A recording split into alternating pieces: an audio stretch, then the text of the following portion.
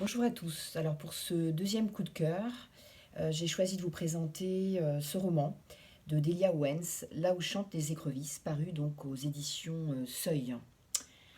À 6 ans, Kia, l'héroïne, est abandonnée par ses frères et sœurs et par sa mère, laissée dans une cabane vétuste au cœur des marais de Barclay Cove, qui est une petite ville de Caroline du Nord aux États-Unis.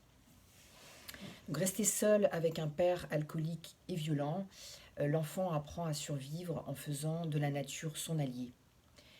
Courageuse et débrouillarde, la fille du marais, comme la surnomment avec mépris les habitants de Barclay Cove, en vivant en dehors de la société des hommes, en dehors de toute structure sociale, suscite la peur et la fascination. Quelques rares personnes, néanmoins, vont dépasser leurs a priori en reconnaissant en elle une âme libre et rare, et donc vont l'aider à se construire. Tête, notamment, fils de pêcheur, passionné comme Kia par la vie dans les marais. Euh, donc le jeune homme, on va le voir, va marquer durablement le destin de la jeune fille. Alors la question centrale de ce roman, qui sous-tend donc toute la narration, c'est peut-on choisir de vivre dans la solitude, loin des hommes, et à quel prix?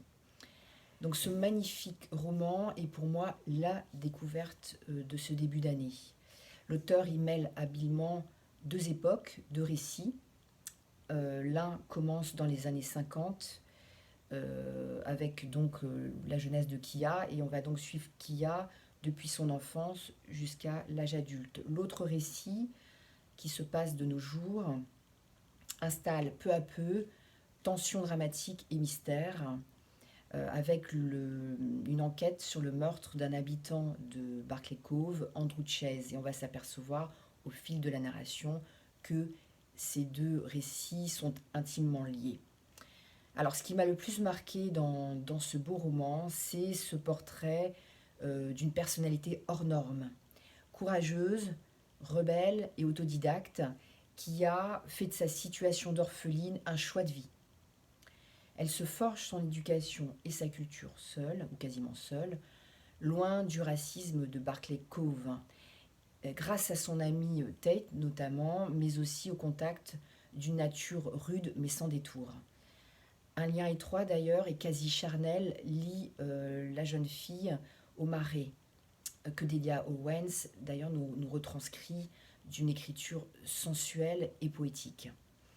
Alors nous suivons avec passion le destin de cette femme exceptionnelle et complexe, qui n'est pas sans paradoxe ni zone d'ombre. On va le découvrir au fil du roman.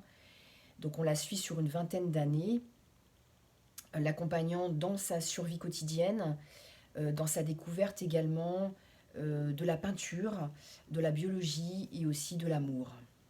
Alors c'est une vraie plume d'écrivain que je vous invite à découvrir avec ce très beau roman, une écriture sensuelle et surtout un magnifique portrait de femme solaire et fascinant. Belle découverte.